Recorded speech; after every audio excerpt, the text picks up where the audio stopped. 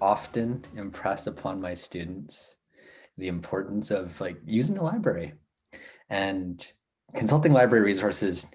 My favorite line is always don't go to Google and look at the first three links. But quite honestly, that was just me in undergrad. So I'm not saying that as a platitude to be like, this is what I'm supposed to say as a prof. It's because I did this as an undergrad. I did not use the library at all until maybe my fourth year, maybe. But ultimately, it wasn't until grad school that I started using the library. And it really wasn't until after grad school when I was an editorial assistant working on a research project and project managing that I started ordering books from other libraries to bring to the research project. And everything became so much clearer to me when I started doing that because I had so much more of the conversation around. As an undergrad, my writing was wildly inconsistent because I'd just get snippets of the conversation and I'd have to just run with whatever I could find instead of having this breadth of knowledge available and then joining that conversation.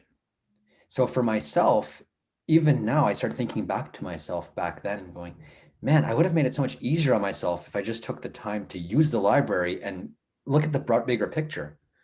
Because without that bigger picture, things just kind of fall apart. And I really think that that comes part and parcel with my other problem in undergrad because I was just scared of getting feedback. And if I look back to 18-year-old me, I'm like, not even 18-year-old me, 25-year-old me. It's like feedback is not your enemy. And part of my hesitation of going to the library is the same as my hesitation to get feedback is I was scared to realize how wrong I was.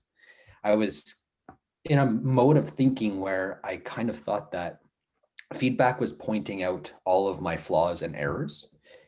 And I couldn't handle that personally until I started working at the Writing Center and giving feedback.